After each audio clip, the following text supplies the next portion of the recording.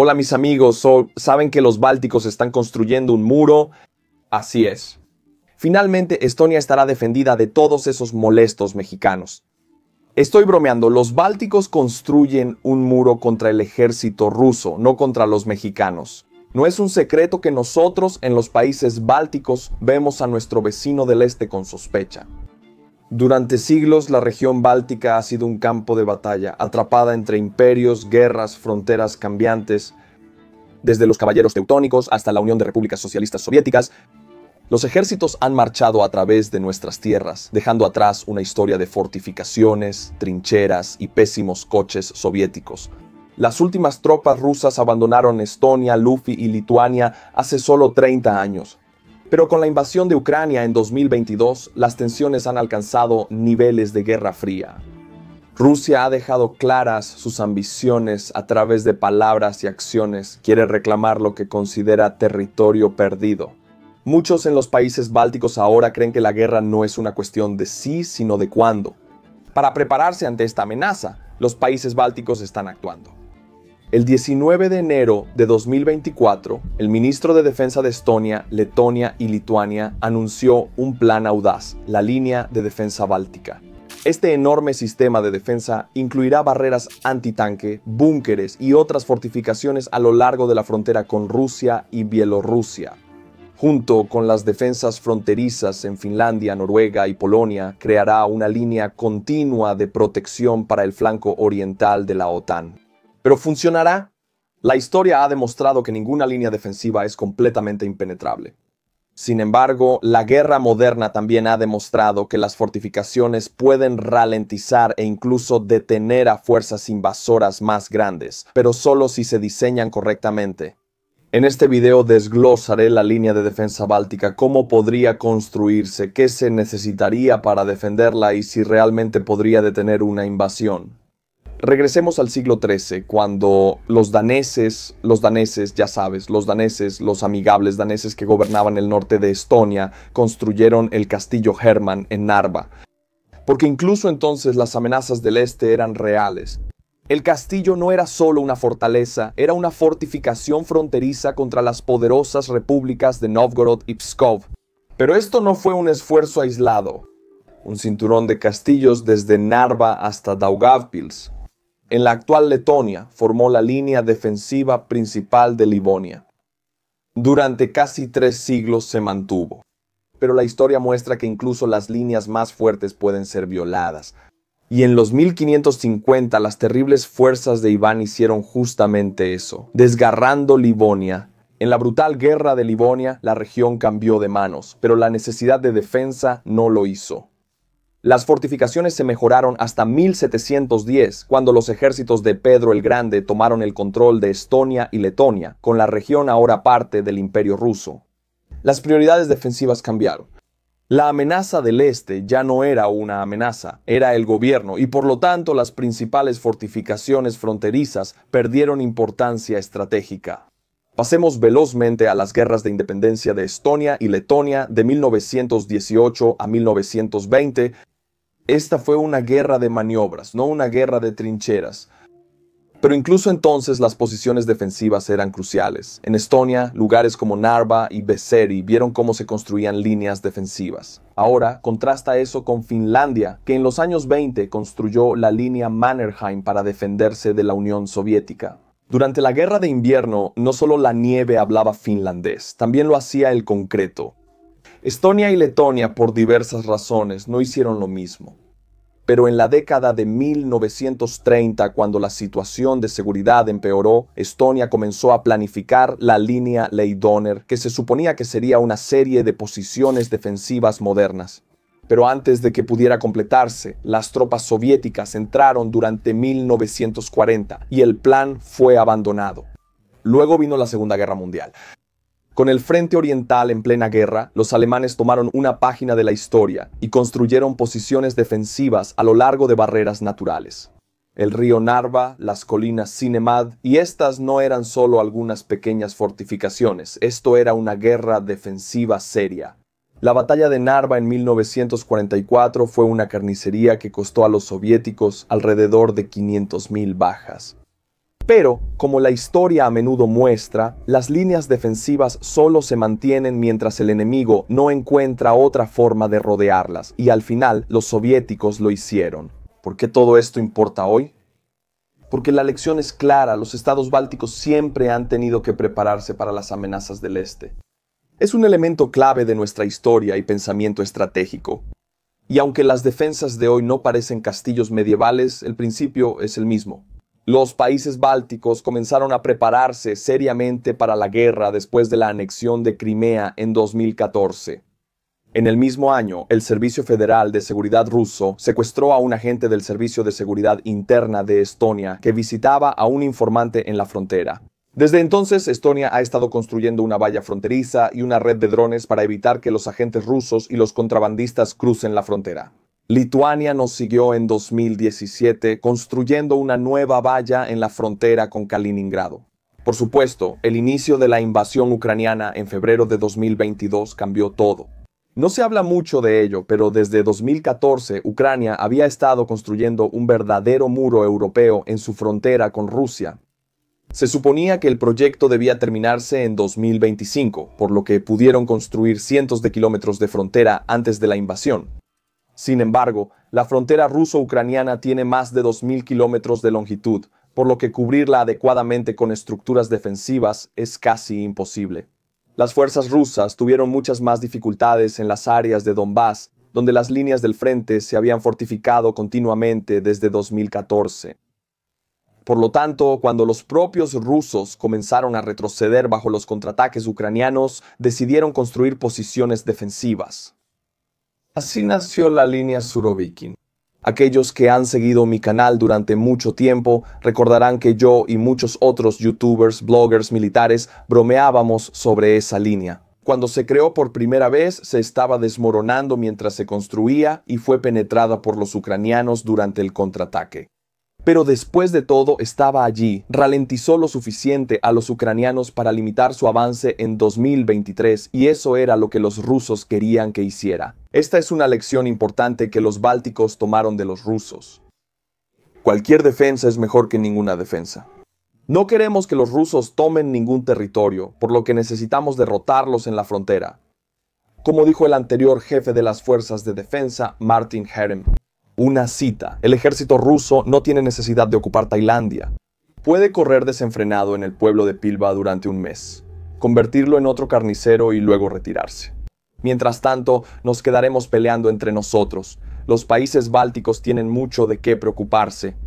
Con una población combinada de solo 6 millones de personas, sus recursos, tanto en términos de mano de obra como de fondos, son severamente limitados. A diferencia de la mayoría de los ejércitos occidentales, los países bálticos permiten el concepto de defensa total, movilizando a toda su población para el esfuerzo de guerra. Mientras que en los miembros de la OTAN la lucha se deja a los pequeños ejércitos profesionales. El modelo de defensa total establece que durante la guerra cada recurso disponible debe ser parte de la defensa del país. Mientras que la OTAN proporciona un marco más amplio para la seguridad regional, el modelo báltico enfatiza la autosuficiencia y la movilización rápida como primera línea de defensa.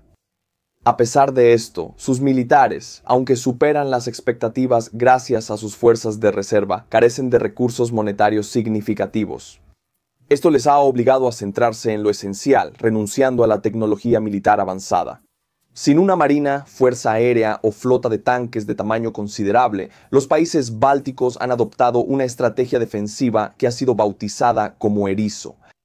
Esta estrategia se basa principalmente en fuerzas de infantería ligera que se atrincheran y mantienen sus posiciones contra una abrumadora desventaja. Hasta que los aliados de la OTAN, particularmente los Estados Unidos, sean capaces de movilizar sus tropas y reforzar la región. Desde 2014, las fuerzas militares bálticas han experimentado cambios significativos, desde revisar el principio fundamental de la defensa total hasta mejorar los detalles más minuciosos del equipo. Lituania y Letonia reintrodujeron el servicio militar nacional en 2014 y 2022. Estonia siempre lo ha tenido.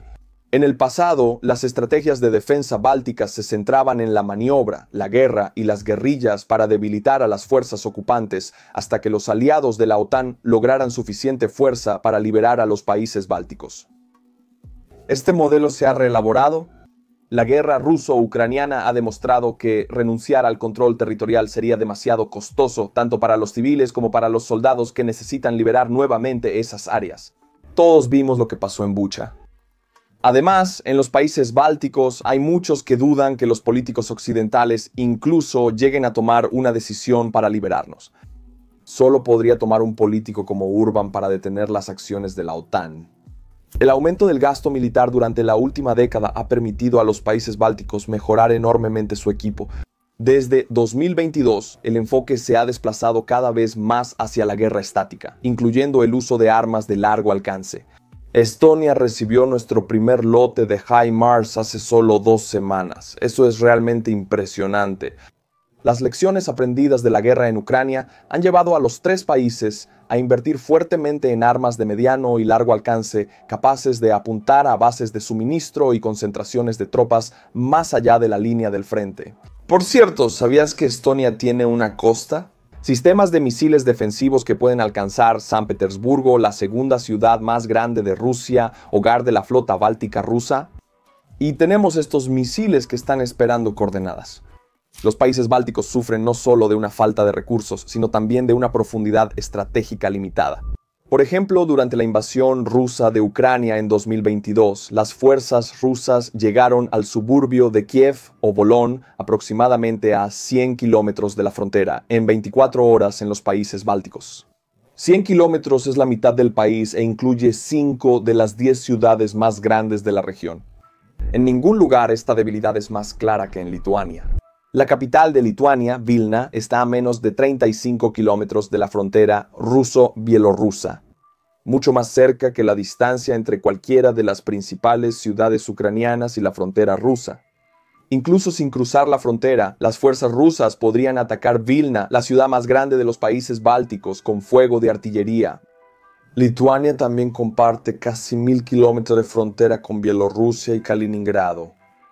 Mientras que la frontera de Kaliningrado sigue en gran medida a los ríos ofreciendo algunas defensas naturales, el resto de la frontera lituana es un mosaico de pequeños bosques y campos abiertos. La mayoría de la población de Lituania reside en un corredor entre estos estados que probablemente soportaría el peso de una invasión destinada a cortar el vital hueco de Suwałki. Letonia enfrenta retos similares. Aunque partes de su frontera oriental están cubiertas por bosques y pantanos, áreas abiertas significativas en ciudades clave como Rēzekne y Daugavpils también están en estrecha proximidad.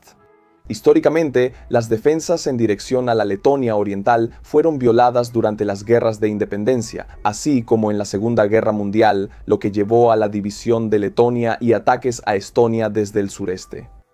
Desde la Segunda Guerra Mundial, las áreas fronterizas en Letonia y en todo el Báltico han experimentado reforestaciones significativas debido a cambios económicos y a la colectivización soviética. Eso significa que ahora tenemos más bosques en las fronteras de lo que teníamos hace 100 años. De los 3 estados bálticos, aquí en Estonia tenemos la frontera más ventajosa. Aproximadamente la mitad de la frontera con Rusia está cubierta por el lago Peipsi, proporcionando una barrera defensiva natural. La frontera noreste corre a lo largo del río Narva y está boscosa y pantanosa, muy pantanosa, obligando a cualquier fuerza invasora a un estrecho corredor entre el bosque y el mar Báltico. Sin embargo, la frontera suroeste, aunque montañosa y boscosa, es menos defendible. Desde la adhesión de los estados bálticos a la OTAN en 2004 ha habido un problema que ha mantenido despiertos a los logísticos y planificadores durante las noches. Los países bálticos han pasado más de una década preparándose para la confrontación con Rusia y han comenzado a acumular municiones para un conflicto prolongado. La necesidad de municiones extra ha sido un tema candente tras bambalinas en los países bálticos desde febrero de 2022, aun cuando estas preocupaciones se atenúan con nuevos aportes monetarios de los gobiernos bálticos. La verdad es que los países bálticos, debido a su pequeño tamaño y proximidad a Rusia, simplemente no tienen la industria militar doméstica para abastecer a sus tropas para un conflicto a escala de la guerra en Ucrania. Los arsenales de municiones y armas podrían aliviar el problema, pero no serán una solución a largo plazo. Necesitamos comenzar a producir en este problema. La capacidad de la OTAN debería demostrar ser más que suficiente para producir lo que se necesita y enviarlo a los países bálticos junto con las tropas y la alianza. Sin embargo, el área más vital en la logística de la OTAN es, paradójicamente, también el punto débil de la línea defensiva báltica. Largo tiempo visto como la brecha en la armadura de NATO, el Gap de Suwałki se sitúa en la frontera de Lituania y Polonia. Este espacio de 65 kilómetros no solo representa la única carretera terrestre a los países bálticos, sino que también corta el estratégicamente importante Oblast de Kaliningrado de Bielorrusia y Rusia. Las diferencias en defensividad se ven en la implementación de la línea defensiva báltica. Letonia y Lituania planean construir búnkeres principalmente a lo largo de las principales carreteras que son probables rutas de invasión, ya que cubrir toda la frontera es demasiado costoso con el presupuesto actual. Estonia, sin embargo, tiene la intención de construir 600 búnkeres capaces de albergar a 6.000 defensores. Nos ayuda mucho que, en comparación con Ucrania, la política es mucho más boscosa y pantanosa. La desafortunada muerte de soldados estadounidenses en Lituania demuestra que estos pantanos pueden ser muy peligrosos. Arma.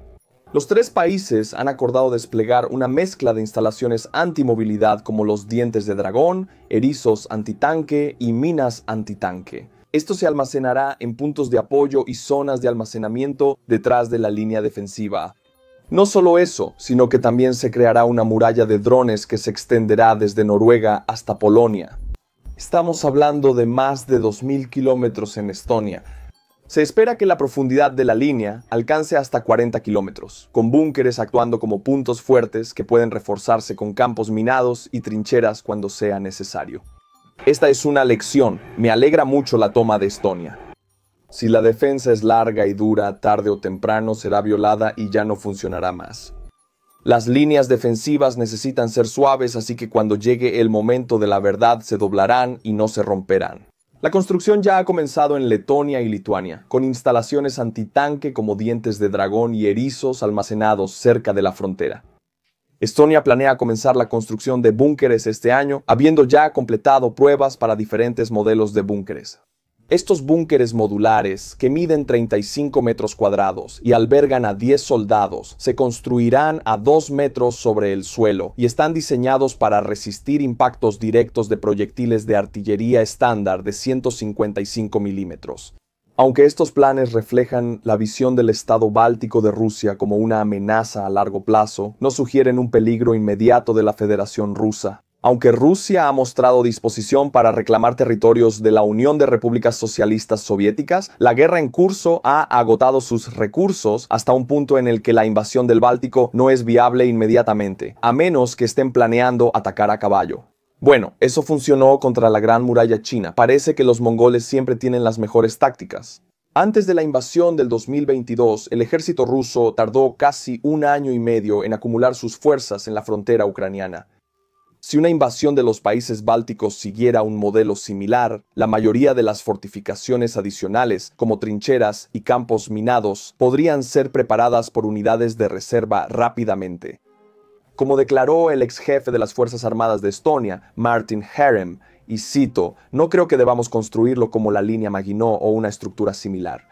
Sin embargo, debemos ser capaces de crear tal línea de defensa en un tiempo extremadamente corto, solo un par de días." Fin de la cita.